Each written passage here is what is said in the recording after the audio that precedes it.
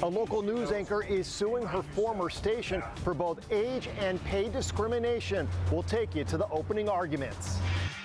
Gusty winds and rainy conditions throughout San Diego County. We'll have a live report. Do you reaffirm your love for her? And free Valentine's Day weddings and a honeymoon surprise. CBS 8 News live at 6 starts now. San Diego has seen strong winds throughout the day along with scattered showers, and those continue into the night. Good evening. Thanks so much for joining us. I'm Marcella Lee. I'm Carlo Cicchetto. Winds rocked trees and rain-covered roads.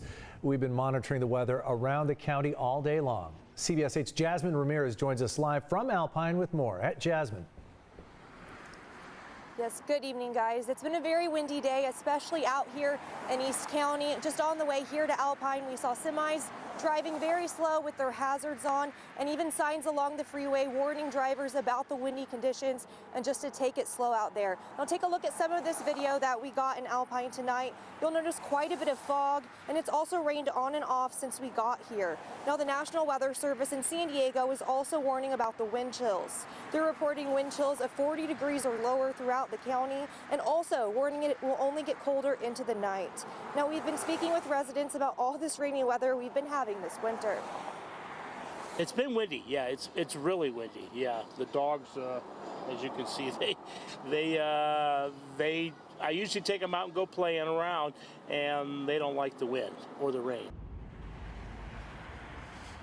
And it is best just to take it slow out there on the roads with all of this wind, and to also be prepared for that colder weather into the evening. Reporting live in Alpine, Jasmine Ramirez, CBS 8. It is really gusty out there. I mean, you've been talking about these winds, and at 5 o'clock we saw Rocio de la Fe, and then at 4 Brian White. I mean, whew, they were getting knocked around out there. Cold They out. went to the strongest. Yeah, fortunately it's Valentine's Day, so hopefully we can all find somebody to cuddle with and warm up. Hopefully, if not, maybe you got a fur baby too. Get all nice. Not blankets, everything you need to do, because it is cold. 2 socks? I don't know. We got to do whatever, because yeah, it is definitely cold out there, and temperatures are getting even colder by tonight. But let's focus on the winds right now. So taking a look at those wind speeds, everything that you see that is in a, well, there you go, modification. I only need to talk about the purple. Well, we did have more of an area that was encompassed with purple, and that meant stronger sustained wind speeds. We're seeing 37 miles per hour for Boulevard, also in the teens, closer towards the coast. And we also still have those gusts that are picking up 23 miles per hour for Carlsbad, those stronger gusts in the 20s, as well as the 50s. You're seeing 58 miles per hour for Boulevard, 20 miles per hour where Jasmine is for Alpine. So we still have a wind advisory. It's going to keep going all the way until 10 p.m. tonight. We're talking about closer towards the coast, metro areas as well. Gusts up to about 40 miles per hour. And then those stronger wind gusts, those were across the mountains as well as for the desert. In some areas got up into the 70s and 90s. Not so much with that winter storm warning anymore. That actually expired about 2 minutes ago. We'll go ahead and take a look at your complete forecast coming up. Back to you. Thanks, Carlene. For many people experiencing homelessness, their car becomes their shelter, but that comes with its own challenges, like finding a place to park overnight. To help, there's a local program that provides a safe space for people living in their cars. But as CBS 8's Ariana Cohen found out, right now it has a very long wait list. Amanda is a single mother that never thought she would be in this situation, but she's thankful that a local program keeps her and her son safe. It just got to a point where it was just too much. Amanda Fernandez says her broken marriage led her to living inside her car with her 2-year-old son, Jace. I love you. I've never once considered myself living in my car.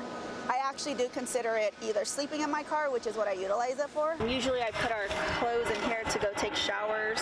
She has to keep most of their belongings inside the trunk. He's happy, you know. He gets to chill in the car, have his little fire pad. I mean, he has the space in the back. So we make it work. I don't look at the downsides always. I don't stay stuck on them. So, you know, this was, to me, was a means to an end. It was a transition. She enrolled in the Safe Parking state-funded program of the nonprofit Dreams for Change. Safe Parking provides a secure parking area for individuals and families to park until they get back on their feet seek or find permanent housing. Teresa Smith is the founder. We saw this drastic increase, not only in calls, but yeah, people needing those services, but it's that cost of housing and being able to maintain the housing in this high-cost environment. Smith says due to the recent increase in homelessness in San Diego, the Safe Parking program currently has more than 80 people on the waiting list. And just a few months ago, 100 people were on the wait list. Before the pandemic, there were only 10 to 20 people on the wait list. And it just doesn't seem to ever go away. As soon as we move someone out,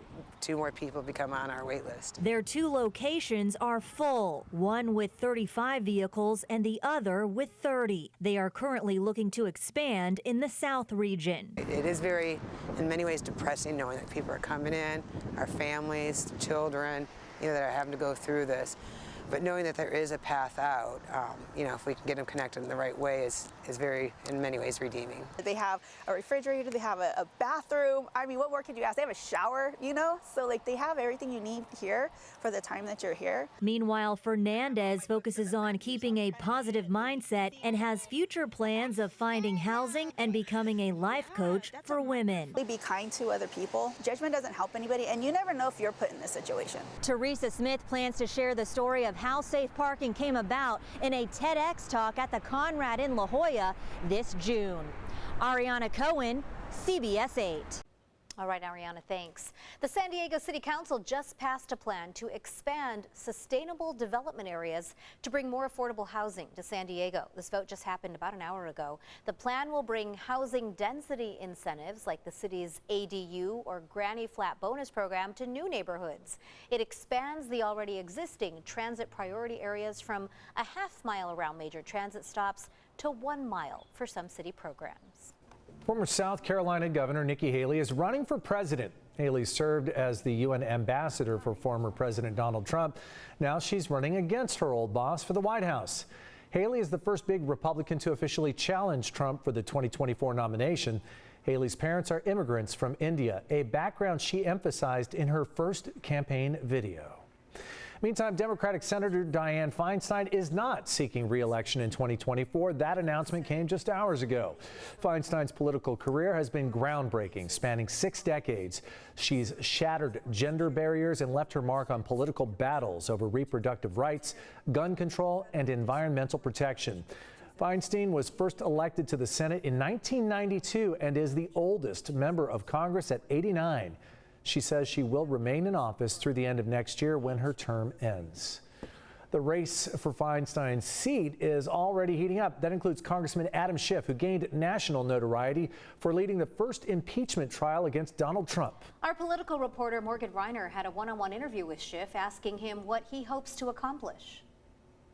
Adam Schiff announced that he was running before the news today from Dianne Feinstein, which begs the question, did he know that Feinstein was officially going to announce she was retiring? He told me that he did know an announcement was coming, just didn't know it was happening today, and that Feinstein really wrestled with coming to that decision. I asked Schiff if Feinstein gave any indication whether or not she was going to back him as her replacement. He told me she has not said that, but of course he would love it if she did. I've heard you say several times throughout this campaign of yours that you are running to protect democracy. What is it that you believe you can do to protect democracy in the Senate that you can't do from the House? Well, I authored the package of our own post-Watergate-like reforms to strengthen our democratic institutions, to attack the abuses of power we saw during the Trump administration. That package passed the House. But we can't get it through the Senate. We need someone to champion that. But you would, if elected, be replacing a Democrat, not a Republican. So is the work you're talking about going to be working and talking to other members of the Senate?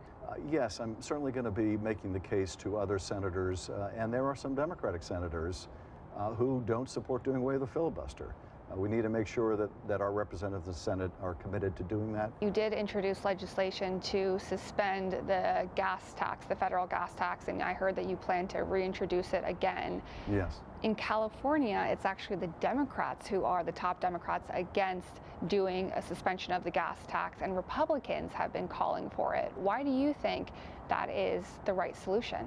I think, the concern that many Democrats have about suspending the gas tax is that it funds a lot of infrastructure improvements, which makes it very important.